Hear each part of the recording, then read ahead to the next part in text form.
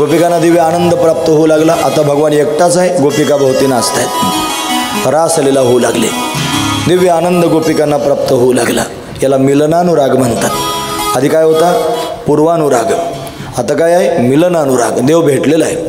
पूर्वानुरागात भक्त रडतात देव भेटत नाही म्हणून, मिलनानुरागात पण रडतात. आता काय झालं रडायला? देव भेटला म्हणून. महत्त्वाची गोष्ट आहे. आधी भेटत नाही म्हणून रडतात, मग भेटला म्हणून रडतात. रडू लागल्या, नेत्रांमधून आनंदाचे अश्रू वाहू लागले. देव भेटला, देव रासलीला करू लागला. पण विलक्षण प्रकार घडला. रासलीला होत असताना सगळ्या गोपिकांच्या मनात त्यांनी एक विलक्षण भाव तयार झाला. आणि तो भाव जर कोणता असेल तर गोपिकांना असं वाटलं जगातल्या सगळ्या स्त्रियांपेक्षा आपण किती श्रेष्ठ आहोत. नाही की अनंत कोटी ब्रह्मांडाचा नायक असणारा परमात्मा आपल्यावर रासलीला करतो आहे, सगळ्या स्त्रियांपेक्षा आपण फार श्रेष्ठ आहोत असं मनामध्ये वाटलं. फक्त वाटल्यावर चमत्कार झाला. भगवंताला ते कळालं की गोपिकांना अहंकार झालेला आहे, अभिमान झाला. देवाला अहंकार सहन होत नाही महाराज. अभिमान तिळभरी जरी होय अभिमान, मेरू तो समान वाटे देवा, मेरू पर्वतासारखं वाटतो. हे चाललंय ना गोडीगोडीत, तोपर्यंत असंच गोडीत चाललं पाहिजे. नाही तर मला फार चांगली कथा सांगता येते, आम्ही फार चांगला बुवा आहे असा अभिमान झाला रे झाला की देव वरून टाकून देत असतो. हे लक्षात ठेवण्यासारखं आहे. फार चांगलं गाता आलं, फार चांगलं वाजवता आलं, फार चांगला परमार्थ करतोय मी असं वाटायला लागलं रे लागलं की समजायचं आपल्याला अहंकार झाला. आणि असा अहंकार झाला रे झाला की मग आपला फजिता व्हायला फार वेळ लागत नाही महाराज, फजितीच होऊन जाते. महत्त्वाची गोष्ट आहे. पण गोपिकांच्या अंतर्गणात अभिमान निर्माण झाला. तो अभिमान भगवंतानं जाणला, भगवंताला तो सहन झाला नाही. मग काय करावं? भगवान गुप्त झाला, अंतर्धान झाला. प्रेम मागत होत्या, भगवानही नाचत होता, प्रेम देत होता. हे काय की त्याने महाराज भगवान अंतर्धान पावला, गुप्त झाला. भगवान गुप्त झाल्याबरोबर गोपिका पाहू लागल्या, शोधू लागल्या. भगवान दिसत नाही, व्याकुळ झालेले आहेत. देवा देवा कन्हैया कन्हैया म्हणून हाक मारू लागल्या, पण कन्हैया कुठेच सापडत नाही. आता कुठे गेला असेल, का गेला असेल, का टाकून गेला असेल, अशा त्यांनी भूमिकेत गोपिका आहेत. पुन्हा पुन्हा त्यांनी व्याकुळ होऊन रडू लागल्या, कन्हैयाला हक्का मारू लागल्या. देवा हे मन वेडे रमतची नाही, मन वेडे रमतची नाही, मन वेडे रमतच नाही, मन वेडे रमतच नाही. माझा कृष्ण भेट बाबा, माझा कृष्ण भेट बाबा, मन वेडे रमतच नाही, मन वेडे रमतच नाही. माझा कृष्ण भेट बाबा, माझा कृष्ण भेट बाबा, मन वेडे रमतच नाही, मन वेडे रमतच नाही. तुझ्या न माझ्या भेटीसाठी सागर कुठे हरवला, तुझ्या न माझ्या भेटीसाठी सागर कुठे हरवला. कान्हा रे भेट दे ना मला, कृष्णा रे भेट दे ना मला, कान्हा रे भेट दे ना मला, कृष्णा रे भेट दे ना मला, कान्हा रे भेट दे ना मला, कृष्णा रे भेट दे ना मला, कान्हा रे भेट दे ना मला, कृष्णा रे भेट दे ना मला. वाट तुझी पाहता नयन माझे शिनले, वाट तुझी पाहताना नयन माझे शिनले. कोठे गेला माझा कान्हा विपरीत घडले, कोठे गेला कान्हा माझा विपरीत घडले. कुठे कुठे मी शोधून तुला जिव्हाळेला दमला, कुठे कुठे शोधून तुला जिव्हाळेला रमला. कान्हा रे भेट दे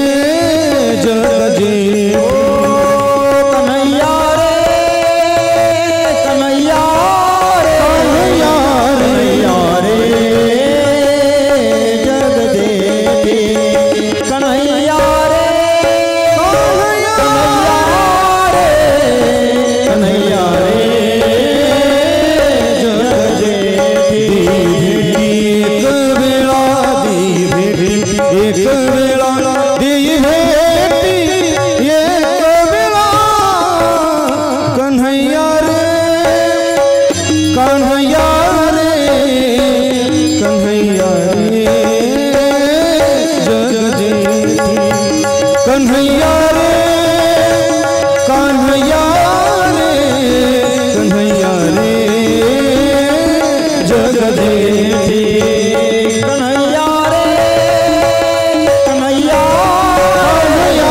कन्हैया रे जग जेठी कन्हैया रे कन्हैया कन्हैया रे जग जेठी जग जेठी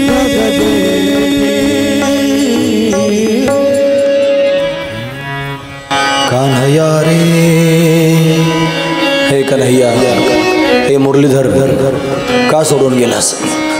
त्याला शोधू लागल्या, हा नाथ रमण पृष्ठ क्वासे क्वासे महाभुज, कुठे आहेस देवा? आम्ही तुझ्या दासी आहोत, तुला शोधतो आहोत. कोणे गावी आहे सांगा हा विठ्ठल? कुठे परमात्मा त्यांनी गेला? गोपिका व्याकुळ होऊन त्यांनी महाराज भगवंताला बोलावं लागले, हाका मारू लागल्या. कृष्ण कृष्ण म्हणता म्हणता मूर्छित पडू लागल्या, माग लावू लागल्या.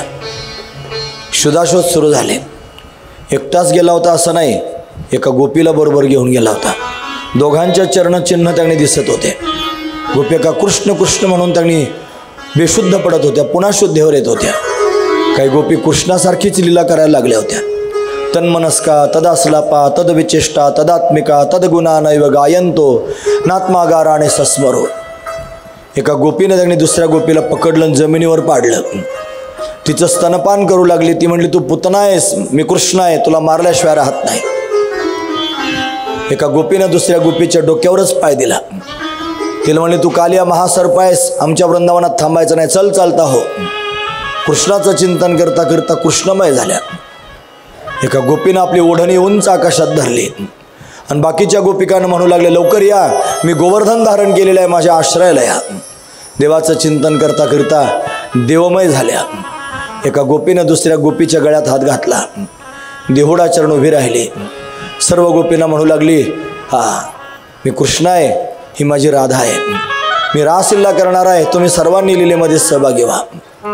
असं कृष्ण म्हणता म्हणता त्यांनी महाराज कृष्णरूप गोपिका झाल्या. पुन्हा शुद्धीवर येऊ लागल्या, पुन्हा चालू लागल्या, माग घेत घेत पुढे गेल्या. भगवान खरोखर एका गोपीला बरोबर घेऊन गेला होता. ती महाभाव स्वरूप आहे. गोपिकांना अभिमान झाला होता. परमार्थामध्ये मान चालतो, अभिमान चालत नाही. जिला बरोबर नेला ती मानवती आहे. ती त्यांनी भगवती राधा, तिचं नाव सुद्धा त्यांनी मला शुकाचार्यांना घेता येत नव्हतं. तिची अशी दिव्य असणारी जीवनकथा आहे. आपण मगाच पाहिलं, राधा ऐसे वही श्याम की दिवानी की व्रज की कहाणी हो गई. ती व्रजभूमीची कहाणीच आहे महाराज. ती भगवंताची त्यांनी अतिशय प्रिय आहेत. तिला घेऊन भगवान गेलेला एका झाडाखाली थांबलेले आहेत. वृक्षावर त्यांनी वेल उंच गेलेली आहे. तिच्या वेणीमध्ये त्यांनी अशा पद्धतीने फुलं गुंफायची आहेत. पण देवानं चवड्यावर उभं राहून टाचा वर करून फुलं तोडलेली आहेत. त्या गोपीच्या वेणीमध्ये स्वतःच्या हाताने त्यांनी फुलं घातलेली आहेत. ते सगळेचे सगळे चरणचिन्ह गोपिकांना तिथे दिसू लागले. त्यांच्या लक्षात आलं की तिला बरोबर घेऊन आलेला आहे. पण तिला सुद्धा फार वेळापर्यंत बरोबर त्यानं ठेवलं नाही महाराज. तिला बरोबर घेऊन गेला. पुढे जाऊन त्याने ती फार थकलेली आहे. देवा किती चालायचं रे, फार दमलेली आहे, मला जरा खांद्यावर घेतोस का, असं म्हणून त्यांनी महाराज तिला खांद्यावर घ्यायची तयार झाली. खांद्यापर्यंत नेली.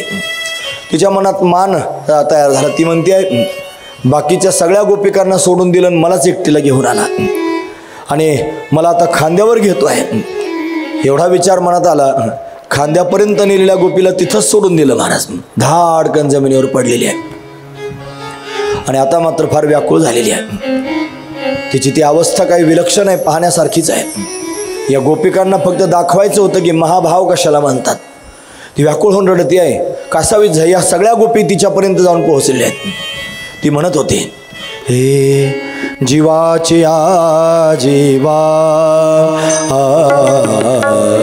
जीवाची आ जीवा, जीवाची आ जीवा, जीवाची आ जीवा,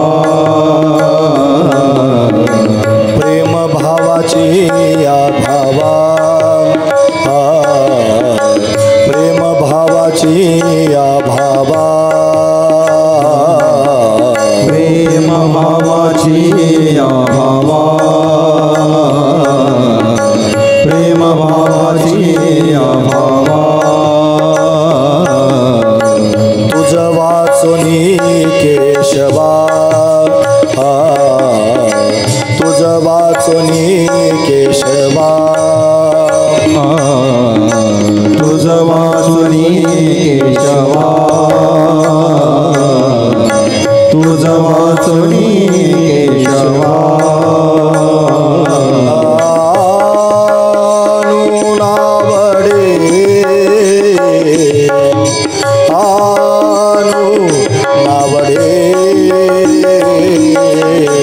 जीवे अनुसरली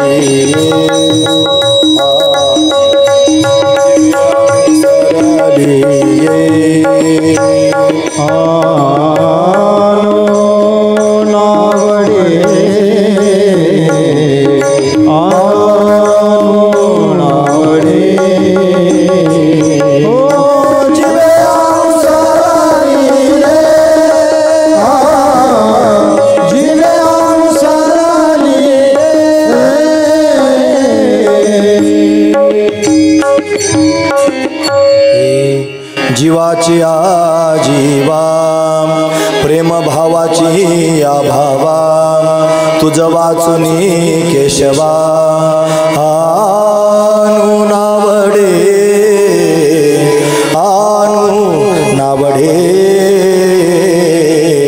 जीवे अनुसरली देवा तुझ्या वाचुनाचा दुसरं कोणी आवडत नाही रे तूच सर्व संगी विटाला तू एकला आवडशी दिव्य असणारी स्थिती गोपिकांच्या अंतःकरणात आहे गोपी व्याकुळ होऊन त्यांनी अशा पद्धतीनं रडते आहे या महाराज समोर या समोर या रस्त्यात थोडासा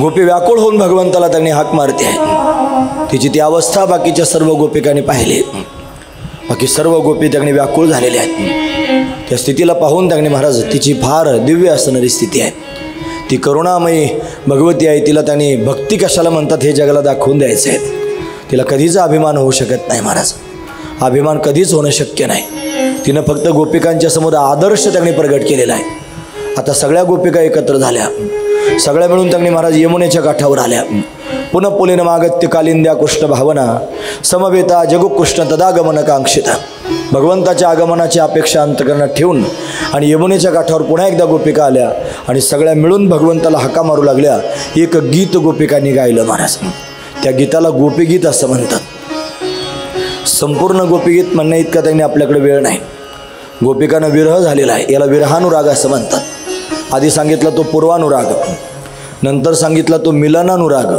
आणि आता जो सांगितला तो विरहानुराग म्हणून विरह अंतकरणात निर्माण झालेला आहे आणि त्या विरहानं व्याकुळ होऊन त्यांनी गीत गात आहेत गोपिका हरी गोप्य उचून हे जयति तेधिकं जन्मना व्रज श्रयत इंदिरा शश्वदत्र हि दैत दृश्यतां दिक्षुतावकां स्वयि धृतासव स्वां विचिन्वते शरदुदाशये साधुजात सरसिजोदर श्रीमुषादृशा सुरथनाथ ते शुल्कदासिका वरधनिघनको नेह किं वध विषजलाप्यया व्याधराक्षसात् वर्षमारुतात् वैद्युतानलादो 19 श्लोक आहेत महाराज सगळे म्हणणे इतका वेळ पण आपल्याकडे नाही पण गोपिका तगणी फार व्याकुळ झालेल्या आहेत आणि व्याकुळ होऊन तगणी भगवंताला हाक मारत आहेत बोलावत आहेत या गोपिकेचा तेच भाव आहे देवा मी तुझ्या दासी आहोत का टाकून गेलास का सोडून गेलास सांग संस्कृत भाषा आपल्याला कळत नाही ना थोडं ब्रज भाषेत त्यांनी गोपिका काय म्हणतात ते पाहूया गोपिका भगवंताला हाका मारत आहेत हे दिलदार यार प्यारे गलियों में मेरी आजा दिलदार यार प्यारे गलियों में मेरी आजा दिलदार यार प्यारे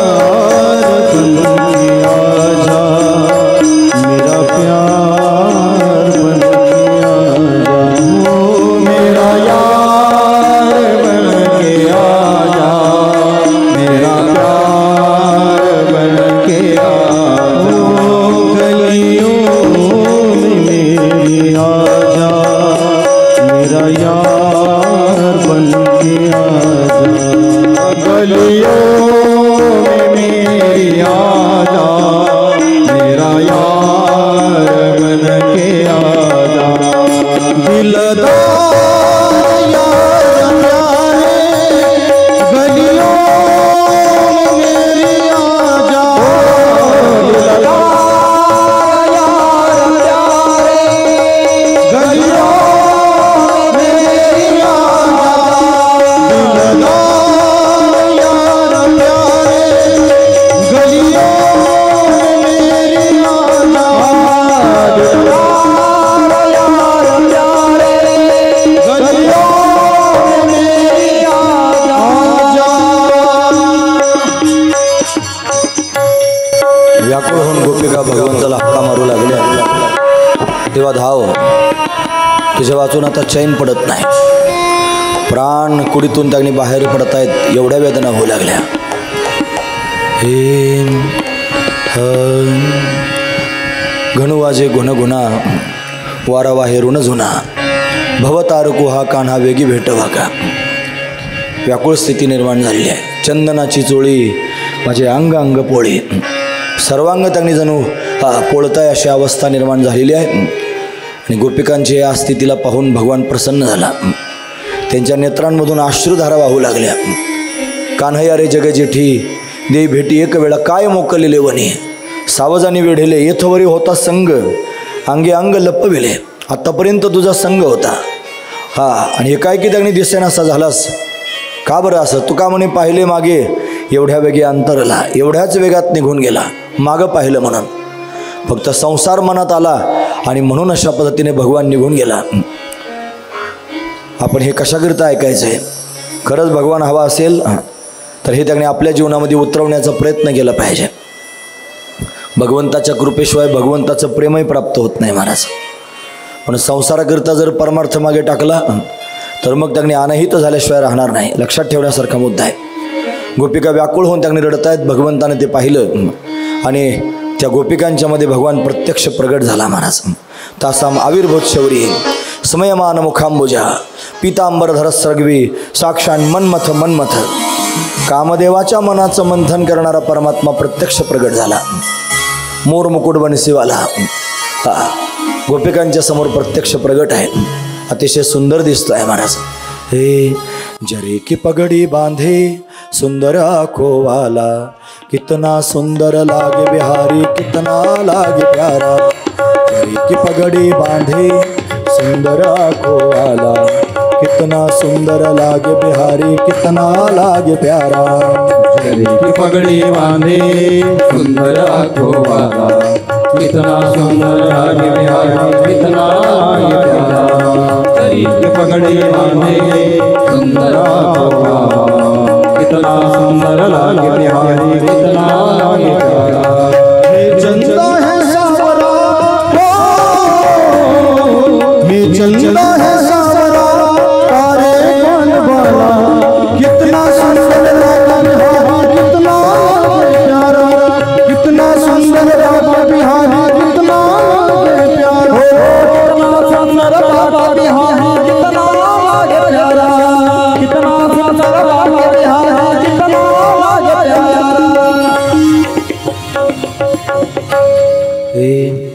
जरी की पगड़ी बांधे सुंदर आँखों वाला, कितना सुंदर लागे बिहारी, कितना लागे प्यारा. लट घुंघराले बाल तेरे तिरछे तिरछे, हवा में सर सर करता तेरा पीतांबर मतवाला. कितना सुंदर लागे बिहारी, कितना लागे प्यारा. हो तासाम आविर्भूत शौरी स्मयमान मुखम मुजा, हसत प्रत्यक्ष प्रगट झाला. पीतांबरधर सगवे, सुंदर असणारा पीतांबर धारण करून भगवान प्रत्यक्ष प्रगट झाला. भगवंताला पाहिलं. सर्व गोपिका विभोर होऊन देवाच्या दिशेनं धावू लागल्या. आधी पूर्वानुराग होता, देव भेटत नाही म्हणून रडत होत्या. मग त्याने देव भेटला, मिलन अनुराग झाला, परत रडू लागल्या. भेटून निघून गेला, त्याची सवयच आहे महाराज.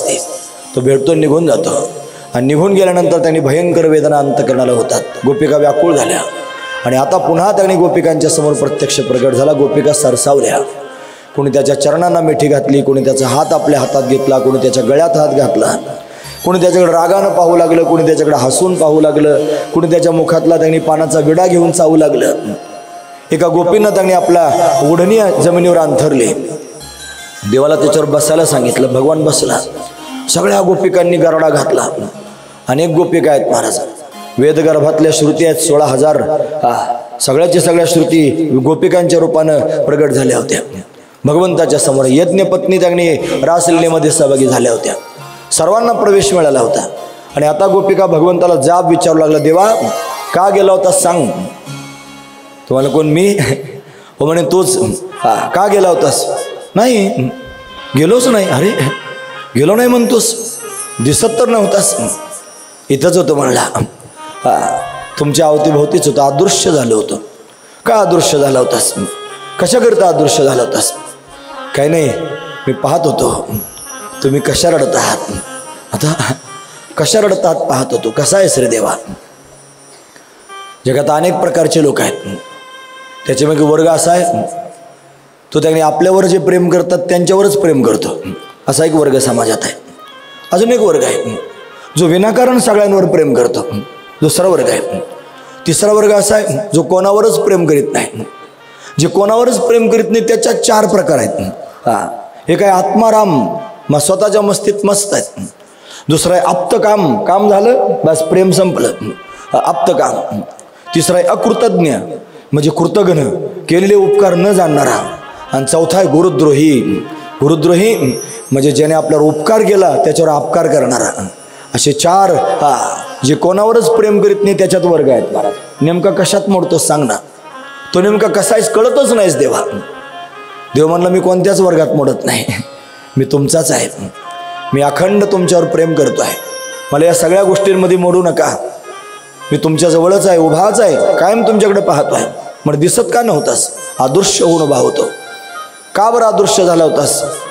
पाहत होतो तुम्ही कशा रडत आहात. का बरं पाहत होतास आमचं रडणं? तुम्ही ऐकतात ना सर्वजण.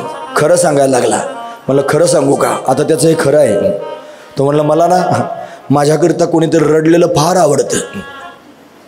मला माझ्याकरिता कोणीतरी कासावीस झालेलं फार आवडतं. मला माझ्याकरिता कोणीतरी व्याकुळ झालेलं फार आवडतं. सगळ्यांनाच आवडतं महाराज ते. खरंच ना. माझ्याकरिता कोणीतरी रडावं, व्याकुळ व्हावं, कासावीस व्हावं असं मला वाटतं. आणि तुम्हीच अशा आहात ज्या माझ्याकरिता रडत होतात, व्याकुळ झाल्या होतात, कासावीस झाल्या होतात. मी निघून गेलो म्हणून स्वतःचे प्राणसुद्धा टाकून द्यायला तयार झाल्या होतात. अशी तुमची अवस्था झाली होती. ती पाहून त्याने मी प्रसन्न झालं होतं, मी सुखी झालं होतं. गोपिका म्हणले असं आहे का? आमच्या रडण्यानं तुला सुख वाटत होतं? म्हणे हो. लगेच पवित्रा बदलला गोपिकांनी. मग ऐक देवा, आमच्या रडण्यानं जर तुला सुख वाटणार असेल तर निघून जा, इथून निघून जा. आमच्या डोळ्यासमोर परत कधीच येऊ नकोस. अरे आतापर्यंत पदर पसरून भीक मागत होत्या प्रेमाची, मी प्रगट व्हा म्हणून रडत होतात, निघून जा म्हणता. गोपिका म्हणले देवा, तुला सुख लागावं याच्याकरिता आमचं जीवन आहे. आमच्या रडण्यानं, आमच्या कासावीस होण्यानं, आमच्या व्याकुळ होण्यानं जर तू सुखी होणार असेल तर आम्ही तुझ्याकरिता जन्मभर काय अनंत जन्मापर्यंत त्यांनी रडायला, कासावीस व्हायला, व्याकुळ व्हायला तयार आहोत. त्याला समर्थारती म्हणतात. काय म्हणतात माहिती आहे? समर्थारती. 3 प्रकारच्या रती असतात महाराज. एक आहे साधारण रती, आपल्या सुखाकरिता समोरच्यावर प्रेम करणं, त्याला साधारण रती म्हणतात. दुसरी सामंजस्य रती, दोघांच्या सुखाचा विचार करून एकमेकावर प्रेम करणं, सामंजस्य रती. आणि फक्त समोरचा सुखी राहावा याच्याकरिता समोरच्यावर केलेले जे प्रेम आहे त्याला समर्थारती म्हणतात. गोपिकांना स्वतःच्या सुखाची पर्वा नाही, देव सुखी असला पाहिजे. देवा, आमच्या रडण्यानं जर सुखी होणार असेल तर निघून जा, अनंत जन्मापर्यंत रडायला तयार आहोत. असे शब्द ज्या वेळेला गोपिकांच्या मुखातून बाहेर पडले, अनंत कोटी ब्रह्मांडाचा नायक आहे भगवान महाराज, धाडकन उभ्यानं जमिनीवर अंग टाकून दिलं, रडू लागला.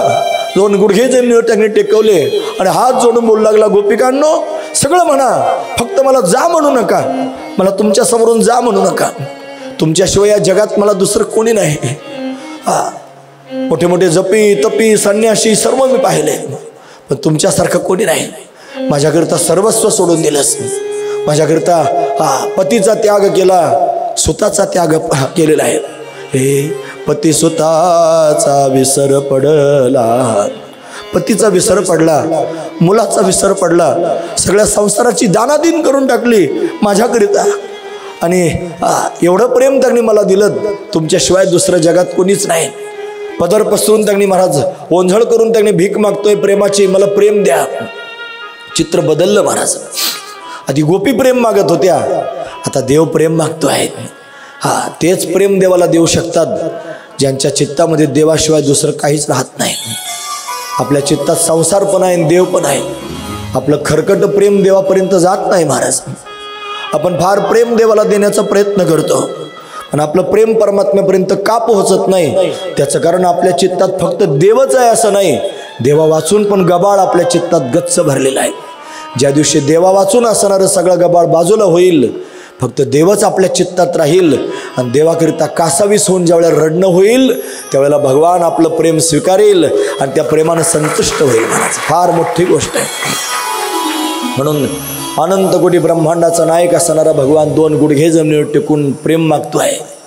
गोपिकाने सावरलं, देवा तू जगाचा मालक आहेस, आमच्याकडे काय प्रेम मागतोस? अरे आम्हीच तुझ्याकडे प्रेम मागितलं पाहिजे. तू आमच्याकरिता प्रगट झालास, आम्ही भाग्यवान आहोत. तू आमच्याकडे पाहतोयस, आम्ही भाग्यवान आहोत. तू आमच्या संगतीमध्ये रासलीला करतोयस, आम्ही भाग्यवान आहोत. तुला त्याने आमच्याविषयीचं प्रेम निर्माण झालेलं आहे, आम्ही भाग्यवान आहोत. तू स्वतः शृंगार करून या वृंदावनात त्यांनी येऊन उभा राहिलास, आम्ही भाग्यवान आहोत. ही सुंदर वृंदावनाची छबी तू आमच्याकरिता तयार केलीस, आम्ही भाग्यवान आहोत. म्हणून देवा तू आमच्याकडे प्रेम मागू नकोस, आम्हीच तुझ्याकडे प्रेम मागतो. पुन्हा गोपिकांनी पदर पसरला आणि भगवंताकडे प्रेम मागायला सुरुवात केली. हे कान्हा रे थोडासा प्यार दे, चरणों में बैठा के तार दे. थोड़ा सा प्यार दे, चरणों में बैठा के तार दे. चोरी घूंघट मार दे, भिक्षा झोली डाल दे. ओ रे घूंघट मार दे, प्रेम की भिक्षा झोली डाल दे. प्रेम गली में आके गुजरिया भूल गई रे घर की डगरिया. प्रेम गली में आके गुजरिया भूल गई रे घर की डगरिया. जप साधन तन मन जीवन सब तुझे अर्पण प्यार सबरिया. जप साधन तन मन जीवन सब तुझे अर्पण प्यार सबरिया. तूने रंग सदा बंधन में बांध गया बांधने वाला.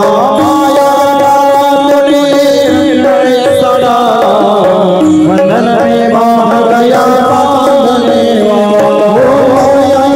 तूने रंग सदा बंधन में बांध गया बांधने वाला.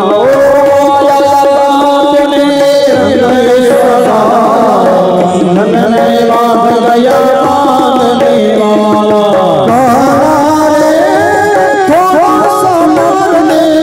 चरणों में बैठा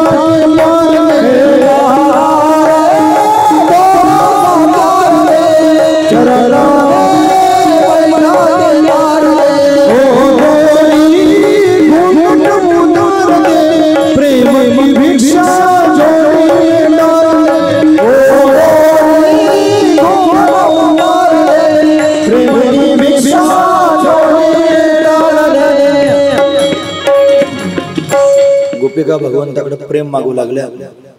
भगवंतानं दिव्य आसनं लीला केले.